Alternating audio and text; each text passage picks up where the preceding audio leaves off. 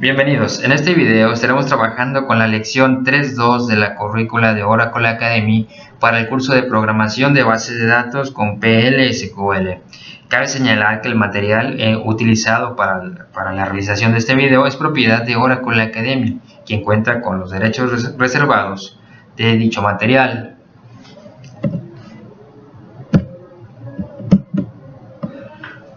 La lección 3.2 lleva por título Recuperando o leyendo datos en PL/SQL.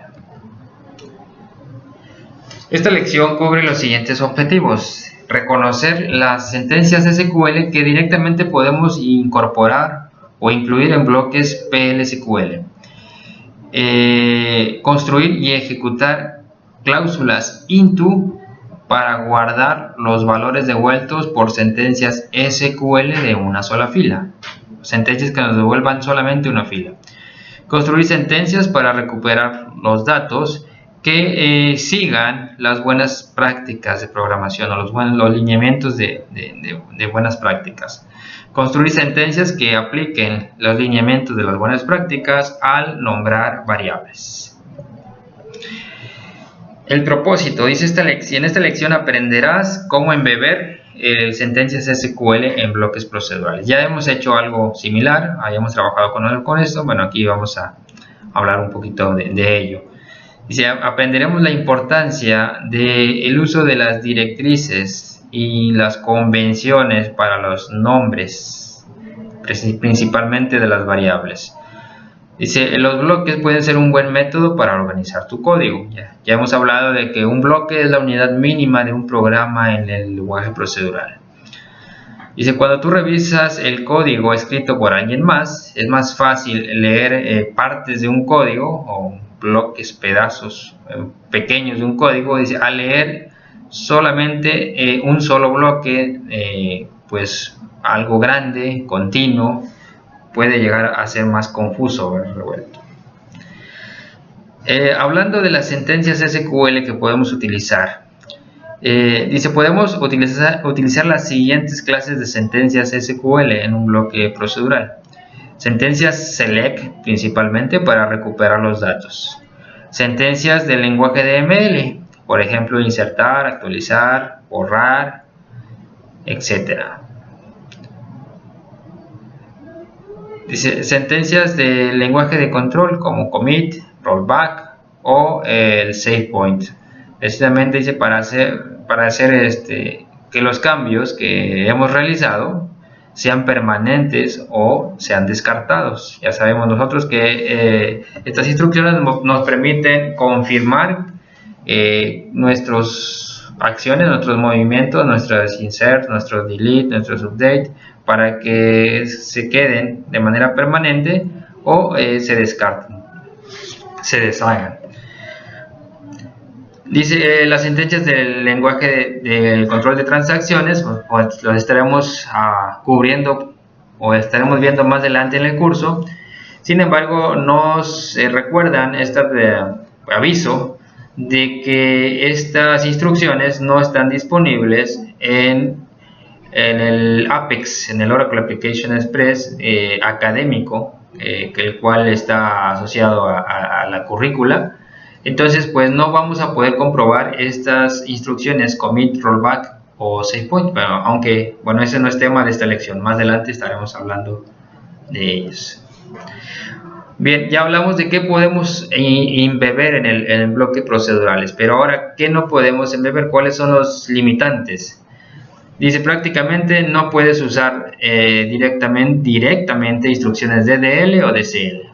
Por ejemplo, no podemos en un bloque procedural poner una instrucción para crear una tabla, borrar o modificar una tabla, ni ceder ni quitar permisos. No lo podemos hacer. Dice, bueno, básicamente es eso. No va a soportar sentencias de manera directa para crear tablas, asignar permisos. Dice, directamente no podemos ejecutar sentencia ni del DDL ni del DCL, el lenguaje de control de permisos. Dice, dado que son construidos y ejecutados en tiempo de ejecución, por lo tanto podemos decir que son dinámicos.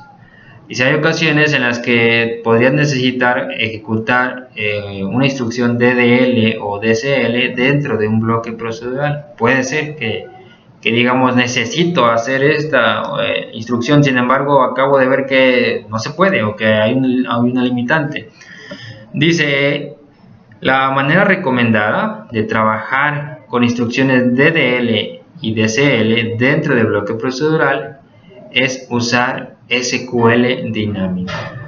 ¿Qué es el SQL dinámico? Simple y sencillamente es crear una cadena, y esa cadena se construye en tiempo de ejecución. Esa cadena contiene una instrucción SQL y la vamos a mandar invocar. Le vamos a decir que no interprete esa cadena como mero texto, sino que la interprete como una instrucción SQL. Le vamos a decir, utilizando la instrucción execute immediate, que tome esa cadena y la considere una instrucción SQL. Obviamente tiene que estar bien escrita, bien formada, si no, de lo contrario pues no vamos a obtener el resultado deseado, esperado, ocasionará un error. Esto lo estaremos viendo más adelante en el curso. Estaremos hablando de lo que es el SQL dinámico o las consultas dinámicas. Ya conocemos la sentencia, la sintaxis, de la sentencia select. Aquí lo nuevo es de que mediante la instrucción select vamos a poder asignar o asociar los valores de una columna a una variable, como aquí nos lo muestra en la sintaxis.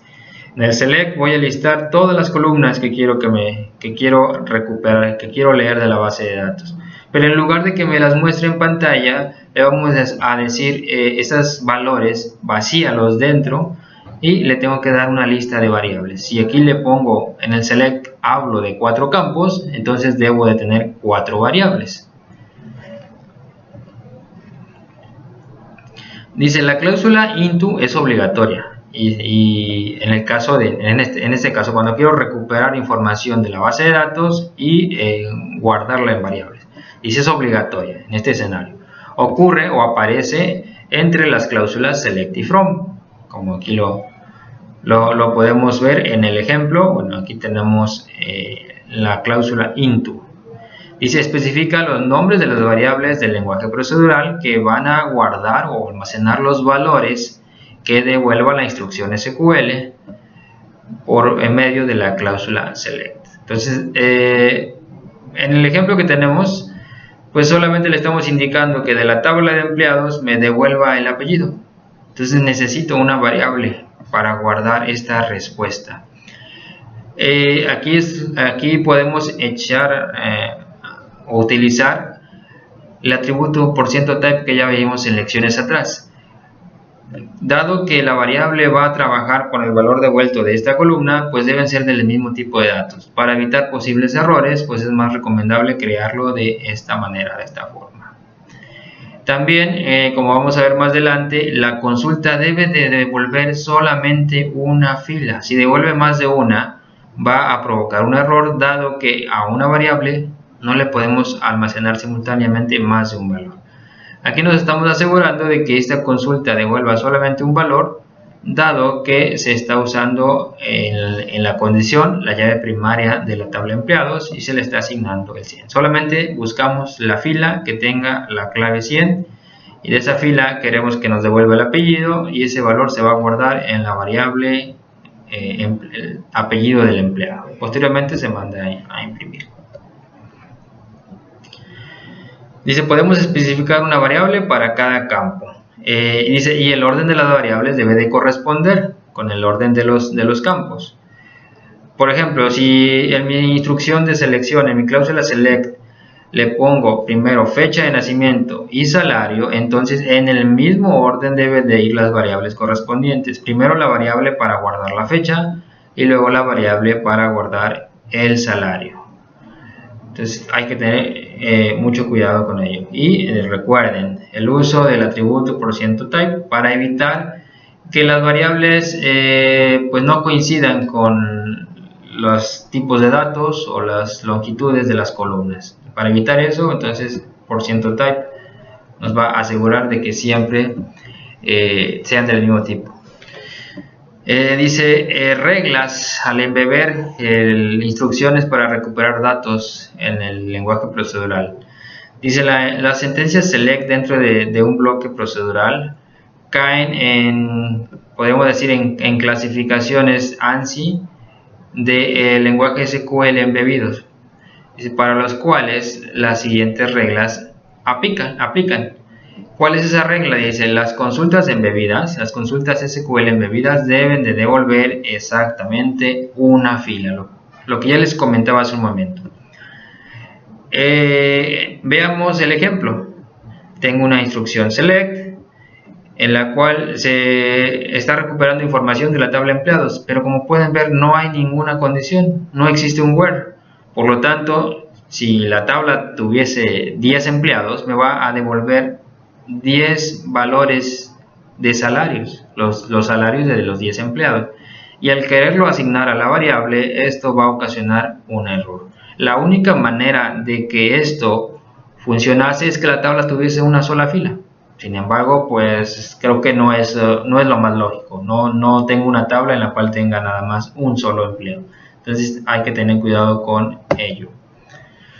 Dice en este otro ejemplo, se devuelve la suma de los salarios de todos los empleados en el departamento especificado. En este caso tenemos estamos leyendo el salario de todos los empleados de un departamento. En este caso, ¿cuál departamento? Pues el que nos indique la variable de número de departamento. Esta variable está declarada arriba y está inicializada con el valor 60. Entonces esto nos va a devolver los salarios de todos los empleados del departamento 60. Probablemente digan, bueno, va a devolver más de un salario, entonces eso va a ocasionar un error. Sin embargo, si observamos en la cláusula select, se le está indicando que sume todos los salarios. Recuerden, esto es una función de agregación. Me va a devolver un solo valor. ¿Cuál es ese valor? La suma de todas las filas, de todas las filas en la columna salario. Y esa suma o ese total se va a guardar en la variable.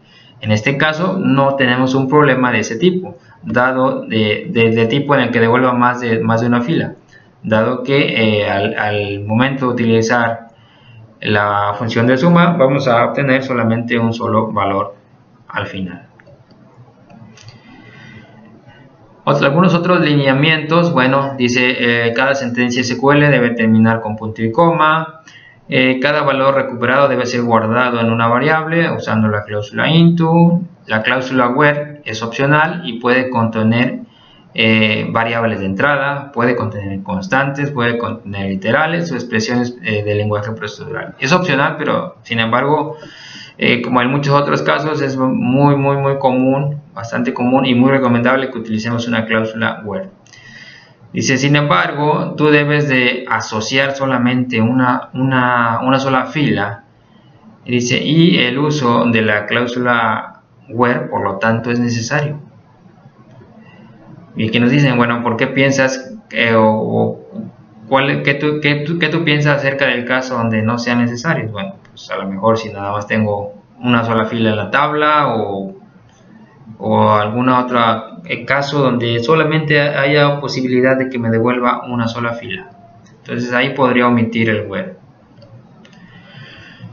El lineamiento dice especifica el mismo número de variables en la cláusula into que el mismo número de columnas en la cláusula select. Recuerden que deben de emparejarse. Si mi cláusula select habla de 3 campos, entonces en mi cláusula into debe haber 3 variables, una para cada campo. Dice asegúrate de que las columnas y las variables estén en la misma posición. Aquí es importante el orden. Si mi primer columna en mi cláusula select es el nombre, entonces en la cláusula into debe de ir primero la variable que va a guardar el nombre y así de manera sucesiva. No podemos ponerlas en órdenes aleatorios. Siempre debe de coincidir la posición de la columna con su variable. Asegurarnos de la compatibilidad de los tipos de datos es otro lineamiento, pero esto generalmente se vamos a solucionar si utilizamos el %type y la columna con la cual va a estar trabajando esa variable al momento de declararla.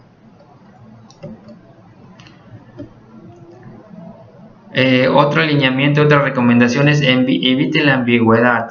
En el ejemplo que tenemos en pantalla en la consulta, si la observan, vemos que tenemos una condición, y esa condición al parecer está indicando que la columna empleado ID sea igual al valor de la variable empleado ID. Sin embargo, aquí hay una situación de ambigüedad. La columna y la variable se llaman igual.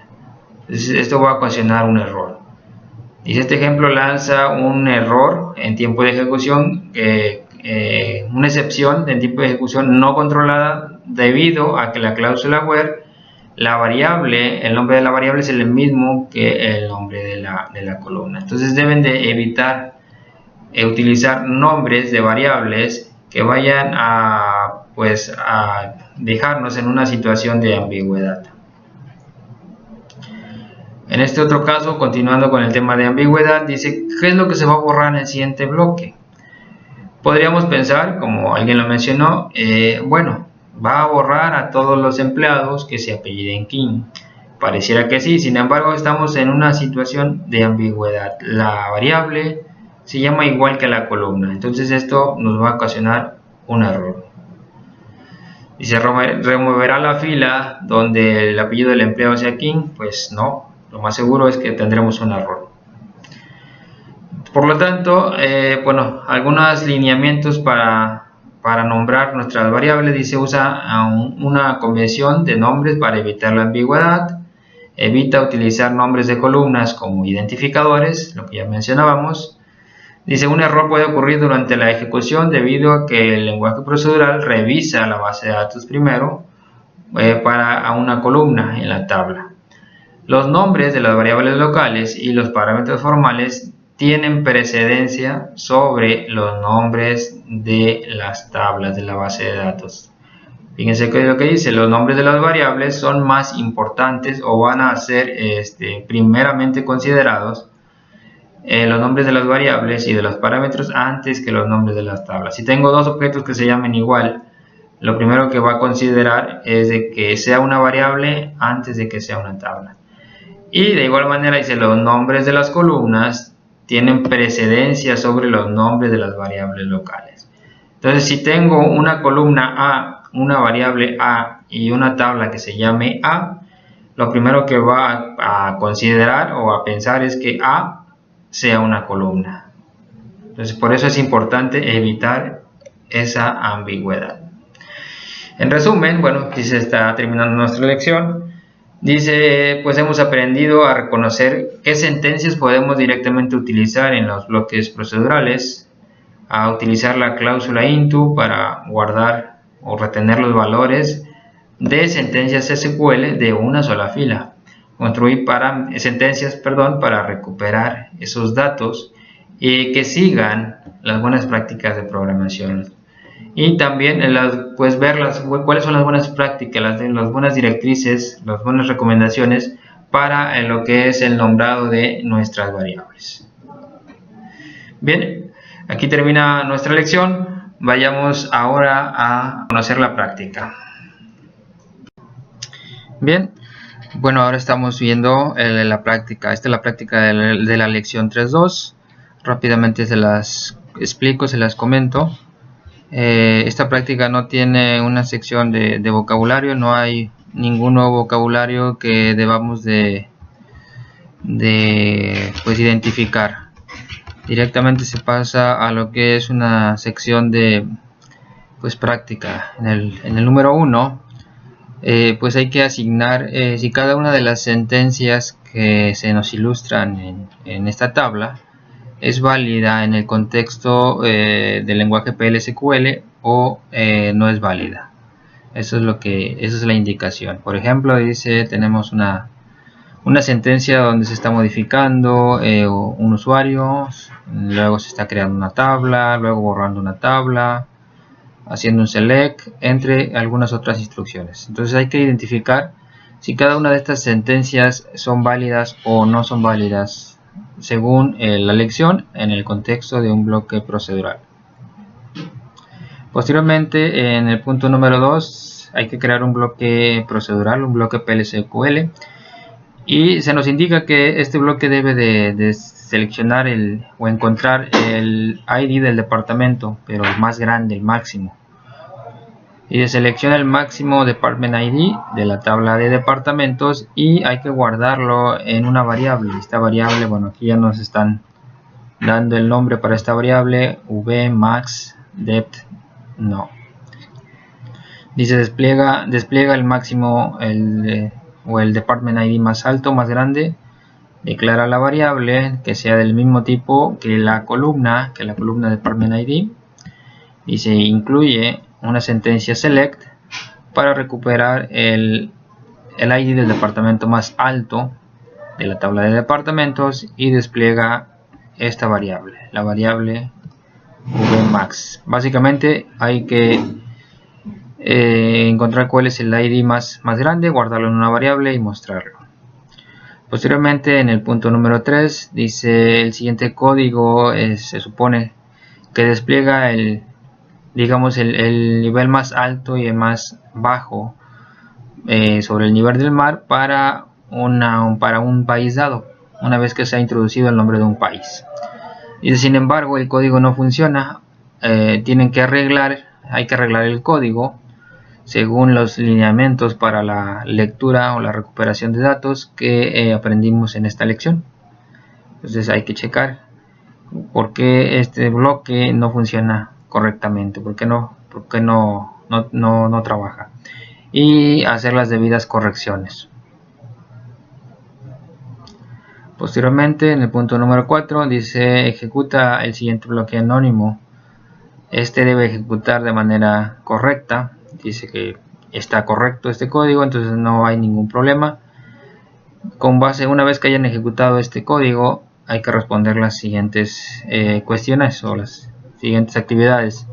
Dice modifica el código, el bloque, para que use la cadena itproc en lugar de adpress y vuélvelo a correr. La cuestión aquí es por qué falla en esta ocasión. Hay que explicar por qué falla. En el punto B dice modifica el bloque para que use itproc en lugar de itproc y vuélvelo a ejecutar. ¿Aún sigue fallando? ¿Sí o no? Hay que responder eso. El punto 5 dice utiliza pero no ejecutes el siguiente código para responder la pregunta. Sin ejecutar el código, analicen este código e intenten responder la pregunta. La pregunta dice ¿qué crees que sucedería si corrieras el código de arriba? Escribe tu respuesta y sigue los pasos siguientes para probar tu teoría. ¿Qué creen ustedes que va a suceder con este código? Una vez que hayan respondido a la pregunta, dice, bueno, crea una tabla. Esta tabla se va a llamar mdob. Dice, es un duplicado de la tabla empleados. Después selecciona el nombre y el apellido para todas las filas en esa tabla. En el punto C dice, corre el bloque anónimo que se muestra al inicio de esta pregunta, el bloque que tenemos en la parte superior, este bloque. Punto número D, selecciona el nombre y el apellido, las columnas nombres y apellido de la tabla duplicada o de la tabla copia que acaban de crear para confirmar tu teoría.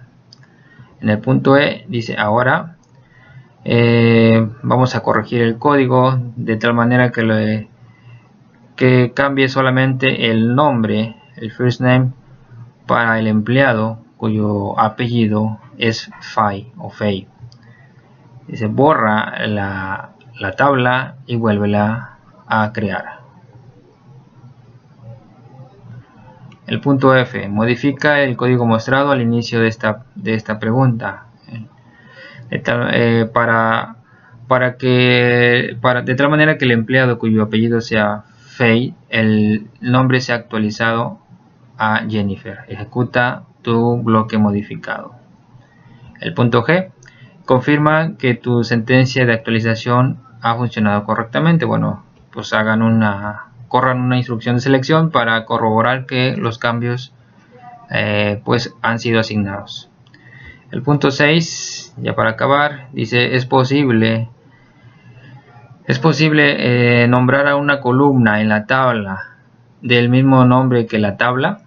O sea, podemos asignar una columna que se llame igual que la tabla. Se crea una tabla para probar esta pregunta. No olvides llenar la tabla con datos. El punto 7 nos preguntan, dice: ¿es posible tener una columna, una tabla y una variable, todos con el mismo nombre? Dice: usa la tabla que has creado en la pregunta anterior, escribe un bloque procedural y prueba tu teoría. Y eso es todo lo de la práctica. Hasta aquí termina el video. Espero que haya sido de ayuda y bueno, nos vemos en la siguiente lección. Hasta pronto.